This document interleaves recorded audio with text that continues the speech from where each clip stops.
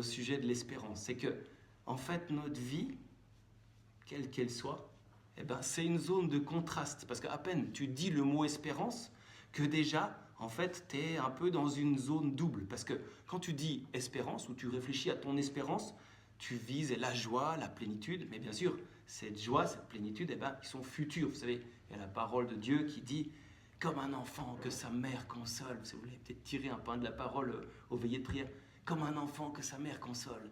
Moi, dit le Seigneur, je te consolerai. » Puis tu tires ça, tu es trop content. Sauf qu'il faut bien lire, au fait, c'est au futur. Donc, non mais c'est pas méchant de la part du Seigneur, mais c'est au futur. Ça veut dire que, bien sûr, il y a la consolation du Seigneur, mais on la recevra, c'est au futur. Donc il y a un effet qui te soulève, qui te fait avancer, puis il y a un côté, entre guillemets, qui frustre notre présent, qui te dit, pas encore, pas encore. Donc, notre espérance, c'est une zone de contraste en nous. Puis on pourrait même dire ceci, c'est que chaque personne, on vit un peu dans deux mondes. Ça veut dire que, bien sûr, par exemple, vous devez vous occuper de vos enfants, maintenant tout de suite, il faut changer les langes ou je sais pas quoi, ça là c'est vraiment du réel. Voilà, ok. Puis en même temps, tu vis dans le monde de ton espérance, c'est-à-dire que tu avances dans ta vie parce qu'il y a quelque chose qui t'attire, quoi. Il y a quelque chose au bout. Donc il y a un peu toujours ces deux mondes, ces deux lieux, on va dire. Donc dans le monde actuel, bon, la joie, elle est déjà là, mais pas en plénitude. Dans le monde de l'espérance qui travaille en nous, quoi, on fait une projection de cette joie, on la voit plénière, on marche vers elle. Et bien sûr, avec le risque de l'illusion aussi, ça veut dire que tu marches vers un truc, bon. Alors, tout ça pour dire que tout ce qu'on fait, au fond, on le fait par espérance. Quoi qu'on fasse, ce qu'on fait, ça fait référence à un monde futur dans lequel tout est bien, tout est plénitude, etc. L'homme en chemin, quand je dis l'homme, c'est l'homme et la femme, bien sûr, parce que c'est marrant, des fois, j'ai fait des homélies à des petits-enfants de 10 ans, et puis je dis, vous voyez, les hommes, et puis il y en a une qui dit, et les femmes, en pleine homélie. Alors là, je me fais remonter les bretelles, il faut que je devienne un peu moderne et tout. Bon, l'homme et la femme, l'être humain, ok, l'Adam. Donc, l'homme est une aspiration sur pied. L'homme est un désir. D'ailleurs, puisqu'on est à la Bible aussi, un petit détail, vous savez, de la Bible, c'est, ceux qui connaissent, c'est nefesh. En hébreu, ça veut dire être vivant, ou bien on dit l'âme ou la vie. Mais en réalité, ça désigne plutôt la personne qui désire, la personne en appétit, la personne en attente. Elle a soif, ma nefesh du Dieu vivant. Enfin, quand la Bible parle d'un être humain, il dit un désir, quelque chose du style. Bon, ça nous dit quelque chose. Et comme je disais tout à l'heure, ça va là, je ne vais pas trop vite ou bien? Bon, ok. Vous me faites des signes, si jamais par exemple des grimaces, ça marche vachement bien. Si vous faites des grimaces, je sens tout de suite qu'il y a un truc qui ne joue pas, puis voilà. Bon. Donc, l'espérance qu'on porte, elle peut se montrer illusoire, bien sûr. Par exemple, là, tous dans cette salle, on a plus ou moins au-delà de 30 ans, sauf les plus jeunes d'entre nous, que nous saluons au passage. Voilà, et à 20 ans, on a eu le cœur gonflé d'enthousiasme par toutes sortes d'idéaux sociaux, patriotiques, politiques, électoraux, non, je rigole, relationnels, sentimentaux, spirituels. En tout cas, on a eu plein de choses qui nous ont dit « ouais, ça va ». Vous voyez, un truc comme ça. Et aujourd'hui, quand on revoit ces espérances qu'on avait à 20 ans, on peut bien dire que ces espérances dans notre passé, elles comportaient, plein de vérités, et deux, en même temps, des éléments illusoires, non? Bon. Donc, on peut dire cette chose, c'est que toute espérance qu'on porte, elle a besoin d'être purifiée, d'être émondée. Et ça, justement, ça se fait par la vie. En tant que la vie est un chemin, en tant qu'on n'est pas encore au ciel en plénitude. Et ça, par exemple, en théologie, si jamais vous lisez Charles Journet ou je ne sais pas quoi, ça s'appelle l'état de voie, V-O-I-E. Là, on est tous dans l'état de voie, le chemin. Par opposition à l'état de terme au ciel, on sera tous dans la plénitude. D'ailleurs, je note au passage que ce n'est pas une sorte de plénitude, vous savez, écran plat où tu ne bouges plus, c'est le contraire. C'est une dynamique parfaite. Bon, mais on en parlera peut-être plus tard, je me souviens plus très bien. Donc, je veux juste citer deux émotions en nous qui manifestent que notre espérance de fond, elle crie après une purification, elle nécessite une purification. Par exemple, des fois, il y a un sentiment de dépression latente. Enfin, je dis pas ça pour... c'est pas de la morale, ça n'a rien à voir, c'est juste que des fois, on ressent ça, c'est tout, quoi. Puis moi aussi, le premier, donc c'est juste pour dire, situons, faisons un état des lieux. Donc, des fois, on a en nous un petit truc de fond, un truc comme ça. Ou alors, un autre truc qui est vraiment très souvent, c'est une colère sous-jacente. une colère permanente qui montre qu'il y a une espérance, mais qu'elle a été déçue. Puis que du coup, elle nécessite quelque chose, une sorte de correction intérieure ou une reprise à nouveau frais de l'espérance qui fait avancer, quelque chose comme ça. Et particulièrement quand l'espérance est communautaire ou conjugale, ça veut dire que, par exemple, Cunégonde, tu as rencontré Charles-Édouard, donc ça c'est mes préférés si jamais, c'est Charles-Édouard et Cunégonde, parce qu'il n'y a jamais personne qui s'appelle comme ça, donc c'est pratique. Donc, tu vois, Charles-Édouard c'est 1, Cunégonde c'est 1, donc les paramètres sont démultipliés, il y a 2 espérances. Pire, la fraternité eucharistique. Dans ma maison, on est 10 permanents, en fait ça fait 10 espérances. Donc les paramètres là sont démultipliés, il y a différentes projections qui se croisent, puis qui en fait ne se rencontrent jamais entièrement. Donc quand tu épouses Cunégonde, ou quand tu épouses Charles-Édouard, tu épouses une multitude de projections, et ce, avec tes propres projections, avec ta multitude d'espérances. Donc ça va se rencontrer, ça se trouve peu à peu raboté, affiné par l'histoire en marche, par la réalité. Et pareil pour nous, je dis, parce que en fait c'est très semblable, la vie conjugale et la vie religieuse, c'est très très semblable. Nous, les religieux, par exemple, on a eu le cœur gonflé par l'espérance du Christ à 20 ans, à 25 ans, et peut-être aussi un peu par, vous savez, la gloire apparente de telle ou de telle communauté. On a fait des vœux, tout ça. Et puis en fait, cette espérance qui nous a habités, à nos 20, 25 ans, elle a beaucoup évolué. Elle s'est peut-être beaucoup assagie. Bonjour, bienvenue. Et puis, elle s'est approfondie, pardon. Même des fois, elle a risqué de mourir. Parce que vous savez, Jésus a dit, je suis la vigne, vous êtes les sarments. Donc, certains des sarments portent aucun fruit. Qu'est-ce qu'il faut faire? On les coupe. Certains sarments, ils portent du fruit. Donc, il faut les émonder. C'est-à-dire que, en fait, le geste du sécateur, l'effet, c'est le même. Ça fait un effet pas facile pour l'arbre. Donc, l'arbre, pour parvenir à sa maturité, qui est le fruit, l'arbre, il souffre quelque chose. Et donc, ça signifie qu'avec cette vision de l'espérance, on a déjà un peu, on va dire, un halo positif sur la souffrance de nos vies. Bon, mais ça, on y reviendra plus tard. Là, je commence un peu à débroussailler des chemins. Okay, donc, faut-il se moquer de nos idéaux, de nos espérances d'adolescents? Et par corollaire, faut-il se moquer des espérances de nos adolescents? C'est une tentation, parce que toute espérance comporte une vérité. Mais c'est une vérité en germe. Un risque, c'est de tuer cette vérité, et puis de dire de concert avec énormément de personnes désabusées, tout n'était rien, en fait. Puis c'est fou, moi, je lis beaucoup de littérature ces temps. Là, j'ai lu Hermann Hesse, par exemple, ou bien... Et puis, en fait, c'est bourré de désespoir, au fond, tout est rien. Donc, remplissons-nous la panse. Par exemple, c'est un peu une équation classique, mais c'est pas absolu. Bon. Puis un autre risque par rapport à cette espérance de l'adolescence, c'est de la garder justement à l'état de germe, c'est-à-dire de rechercher toujours encore l'objet de mon espérance comme si j'étais un adolescent. Comme si le monde, par exemple, je crois qu'il y a à peu près 2 versions de l'adolescent. Pour faire gros, mais vous connaissez mieux que moi, vous m'informerez. C'est le monde est radieux, le monde est Walt Disney. Donc peut-être on désire ça encore un peu de façon, voilà.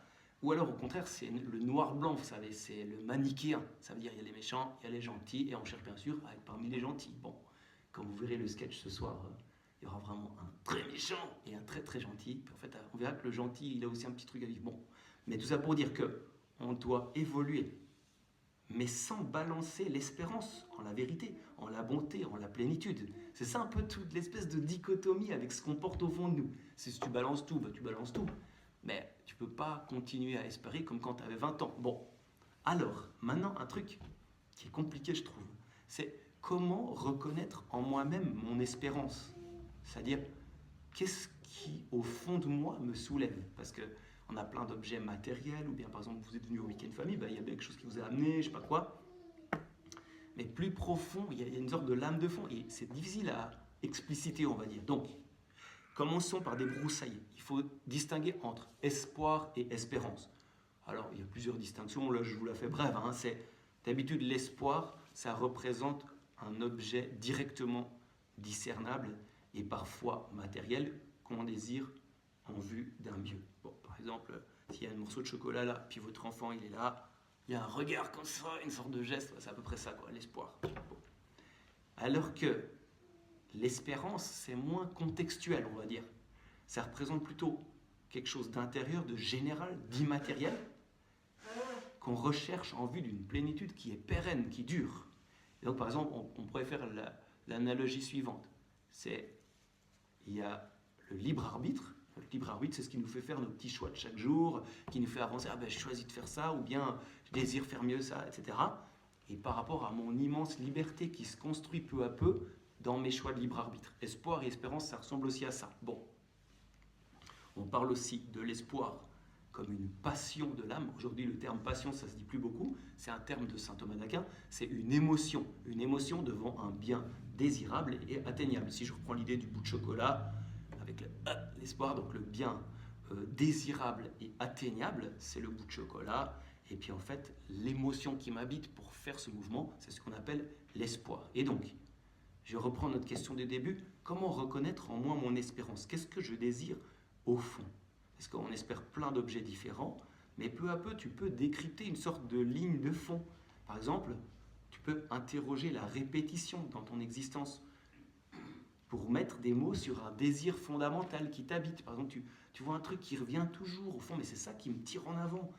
Mon espérance profonde, elle, justement, elle est inévidente. Elle n'est jamais directement explicite. Puis d'ailleurs, souvent, elle est composée. Donc, on a à faire un travail intérieur de longue haleine pour mettre des mots sur notre espérance profonde. Parce que des fois, par exemple, quand on a des échecs ou bien des revirements de situation, ça peut nous parler fort parce que ça nous permet de voir clairement quelle était au fond notre espérance.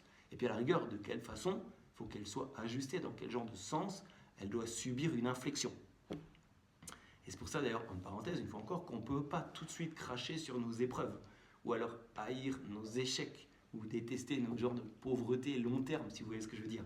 Parce que justement, en nous, ces éléments hors système, ils mettent la lumière sur notre système personnel. C'est toujours l'extérieur qui parle sur l'intérieur. Bon, c'est des choses qui viennent agacer notre projection sur nous-mêmes, puis en fait qui nous révèlent vraiment à nous-mêmes, puis qui nous permettent de partir de ce que nous sommes vraiment, puis de ce que la réalité est vraiment, pour avancer vraiment. Autrement dit, vous savez, on dit toujours, il faut aimer sa pauvreté. On vous l'a déjà dit, celle-là. Il faut aimer sa pauvreté, ouais, vous savez, c'est le slogan super piétiste. Oh, j'en ai marre d'entendre ça. Puis vous savez, Sainte Thérèse de l'Enfant Jésus avec sa petite fleur bleue entre les dents. Ouais, super, ta pauvreté aujourd'hui. Non, c'est pas ça. C'est un truc qu'elle a pratiqué vraiment avec un rude amour. Quoi. Elle l'a hautement pratiqué. Puis ça te fait avancer en direction réalité. Voilà. Je vous cite un petit témoignage. C'est un théologien allemand protestant, Jürgen Moltmann. Puis, jeune, il avait assez peu d'ancrage dans sa foi chrétienne. Il était plutôt familier, vous savez, des romantiques allemands, enfin, tout un truc un peu justement d'adolescent. Et il dit ceci. En 1943, à l'âge de 17 ans, je fus appelé sous les drapeaux. J'ai vécu la destruction de Hambourg, dans la tempête de feu en juillet 1943, dans une batterie de DCA au centre de la ville. En 1944, je suis envoyé au front. En 1945, je fus fait prisonnier et je suis rentré en 1948, après 3 années passées en captivité. Dans les camps de Belgique et d'Écosse, j'ai fait l'expérience de l'effondrement de mes certitudes. Et dans cet effondrement, de l'éveil d'une nouvelle espérance vitale dans la foi chrétienne, qui m'a permis de survivre, non pas seulement spirituellement, mais sans doute aussi physiquement, parce qu'elle m'a sauvé du désespoir et de la résignation.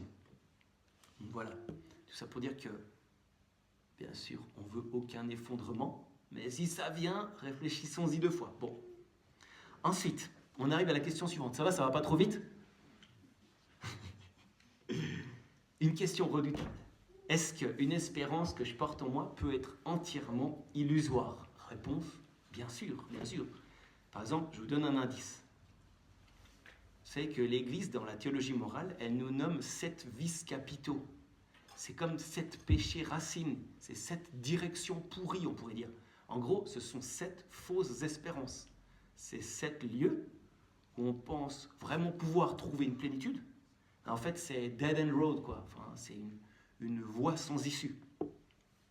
Par exemple, je sais pas moi, il y a un truc en nous qui nous pousse à chercher, et puis même d'une façon démesurée. L'auto-exaltation, je sais pas, ça vient d'un mix en nous de frustration de l'enfance, ou je sais pas moi, de grands désirs, de conscience de soi légitime, puis peut-être bien aussi un peu d'égoïsme, d'absence de regard de Dieu sur ma vie, on ne sait pas trop, ça nous fait marcher sur ce genre de chemin. On veut s'auto-exalter. Et puis en fait, on fait tous l'expérience, bien sûr, qu'en marchant sur ce chemin, la vie, qui est solide et miséricordieuse, comme une bonne mère, elle nous fera toujours des mises en garde qui pourront un jour devenir salutaires si on sait les écouter. Ce chemin, c'est pas le bon chemin, cette piste, c'est pas ok. Tu risques l'avalanche, tu risques de te rompre le cou, tu risques de perdre ta vie, ta consistance. Donc, vous voyez, ça c'est un peu l'idée de dire, voilà, il faut qu'on sente en nous qu'est-ce qui nous fait avancer. Je vous laisse faire le reste du chemin avec les 6 autres vices capitaux. Bon, c'est pas très amusant, hein. Puis surtout qu'on aura d'autres petites parties de déprime dans ces enseignements, donc je veux pas trop vous enfoncer dès le début dans les marécages du péché. Bon, pardon. Bon.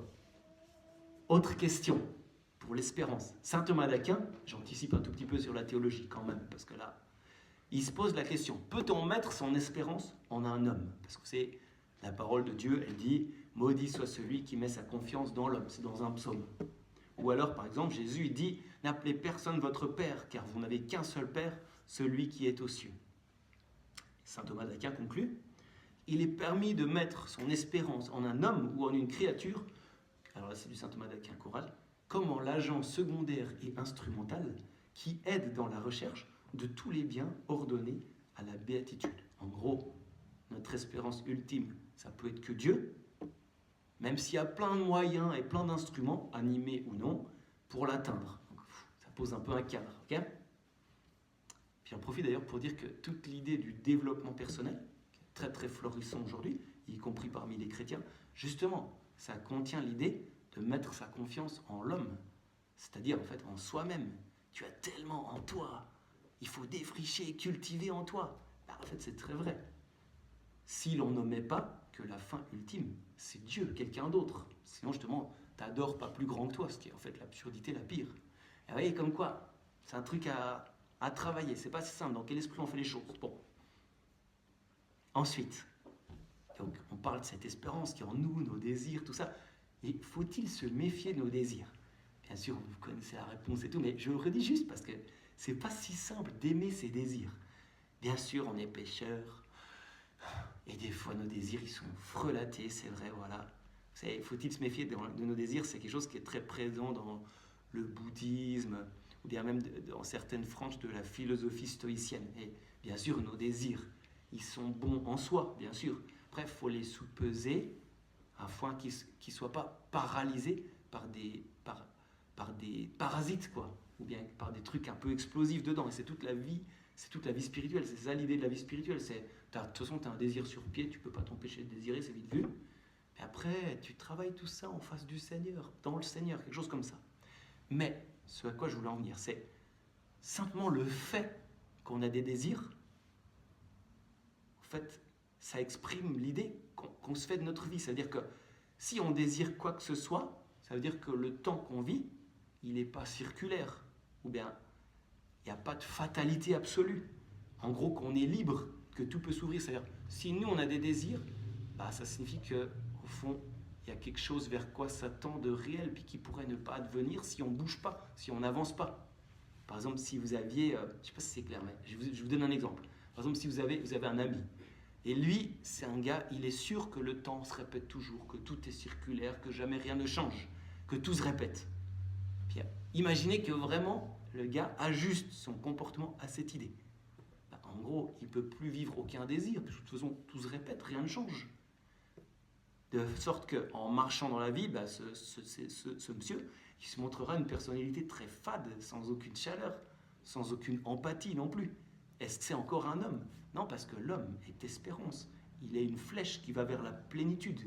Et du coup, les désirs qui nous habitent, ils montrent du doigt qu'il y a un au-delà. Mais entendez, pas au-delà, juste déjà avec les anges dans le ciel, avec les petites ailes et tout ça, c'est pas ça que je veux dire. Déjà juste un beyond, quoi. C'est juste que si on désire quelque chose, c'est que ce quelque chose n'est pas encore en nous, simplement. C'est pas encore nous, mais que justement cette chose est au-delà, qu'on a encore à pousser au-delà de nos limites, au-delà de notre giron, et donc sortir de notre enclos pour rentrer en possession de ce qu'on n'a pas encore. Donc, est-ce qu'on peut déjà dire, alors l'au-delà existe? Est-ce qu'on peut déjà dire, ouais, le ciel, c'est sûr, du coup, notre vie est un exode qui nous fait passer de ce monde à son Père. Bon, ce serait un saut vraiment téméraire si on disait tout de suite, bah alors vous voyez, c'est la preuve que le ciel existe, nous avons des désirs. Mais en même temps, on ne peut pas s'extraire de nos désirs, donc ça nous montre quand même un certain au-delà. Également, autre expérience. Bah en fait, toutes nos actions, tout ce qu'on fait, ça tend vers notre espérance. Puis en même temps, on fait tous l'expérience qu'on n'atteint pas encore cet au-delà en plénitude. Qu'on n'est pas encore tous dans la plénitude, parce que, à moins que quelqu'un d'entre vous ait l'Immaculée Conception, qui aurait déjà vécu l'Assomption. Non, personne, ok. Bah en fait, cette frustration qu'on a aujourd'hui, cette incomplétude qu'on ressent, en fait, ça nous aiguillonne de plus en plus à viser l'espérance pure, au fond, à viser l'état de ressuscité. Mais voilà, n'avançons pas trop vite, on en parlera demain dans la théologie, mais tout ça pour dire qu'on peut aimer notre incomplétude, qu'on peut aimer en fait ce qui nous frustre aujourd'hui. Parce que si tu gardes sagement ce désir au cœur de ton incomplétude, bah c'est une attitude très spirituelle. Parce qu'à la fois tu évites l'épuisement et le désespoir, et tu évites l'orgueil de te croire déjà arrivé. Alors, là, vous savez, j'ai dit, ouais, il y a l'au-delà, tout ça, puisqu'on a un désir, machin. Bon, je dirais, ça nous renvoie à une altérité et quelque chose qui est seul capable de nous faire avancer.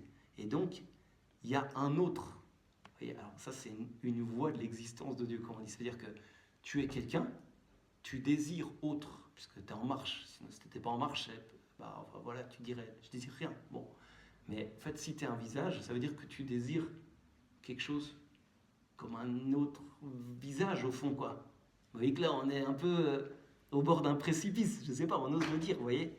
C'est-à-dire que, en fait, c'est le précipice entre la philosophie et la théologie. Parce qu'à partir de là, bah voilà, on a cherché jusqu'au bout, on a dit, voilà, on cherche quelque chose, ouais, bah, puis je suis quelqu'un, je cherche, au fond, quelqu'un, puisque quelque chose, c'est plus petit que quelqu'un. Non, mais je vous le dis par l'absurde, quoi. Bah, en fait, voilà, là, tu peux franchir ce précipice ou bien tomber dedans. Et justement, je mentionnais tout à l'heure Hermann Hesse, que j'aime beaucoup, hein, c'est vraiment incroyable comme histoire, mais c'est vraiment impressionnant. C'est justement le précipice, c'est-à-dire qu'il cherche quelque chose, puis en fait, il en conclut que tout n'est rien. Oh, c'est hard ça. Je ne sais pas s'il y a quelque chose. Est-ce que tout n'est pas quelque chose? Est-ce qu'on ne va pas vers le tout d'une certaine façon? Bon, et tout ça pour dire que maintenant, il y a un saut à faire, c'est un saut surnaturel, c'est la foi. Bon, alors, j'ai pas encore abordé un truc, attends, je vais juste voir combien il reste. Oui, c'est ça, moi j'ai encore un petit paragraphe. C'est vrai que, purée, c'est l'heure de la cesse, donc je comprends que ce soit pas facile d'espérer à cette heure-ci. Un autre thème, le sujet de l'espérance, c'est-à-dire qui espère? Qui doit aller mieux? Non, mais je suis en train de vous persécuter, mais j'ai trop honte, quoi. Non. Qui doit progresser? Ben, bien sûr, la première tendance, ce serait nous, moi. Ah non. Alors, je proposerais 4 possibilités, parce que ça n'a pas toujours été comme on est aujourd'hui, comme on se ressent aujourd'hui. L'individu, moi, la Trinité, me, myself and I, la nation, la communauté humaine tout entière, ou alors le cosmos tout entier. C'est 4 sujets différents, 4 possibilités. Alors qui? Ben, bien sûr, tous, bien sûr. Les uns à travers les autres, bien sûr. Mais notons tout de suite que, à peine on a mis l'emphase ou l'accent sur un des 4, par trop, en fait, les autres ont terriblement souffert dans l'histoire. Quand tu mets l'accent uniquement sur l'individu, la communauté entière souffre. Quand tu mets l'accent uniquement sur la nation, les autres nations souffrent. Quand tu mets l'accent uniquement sur la communauté entière, l'individu se sent vide, il implose ou il explose. Et puis, quand tu mets l'accent sur le cosmos tout entier, ça c'est une nouvelle recette si jamais, tu peines à responsabiliser l'individu ou la nation, voire à lui trouver une quelconque place. Et donc, c'est pour dire de façon, maintenant, là j'ai dit de façon assez essentialiste, machin, anhistorique, mais en réalité, si tu regardes dans l'histoire de l'Église, mais aussi l'histoire en général, tu as d'énormes traumatismes d'espérance.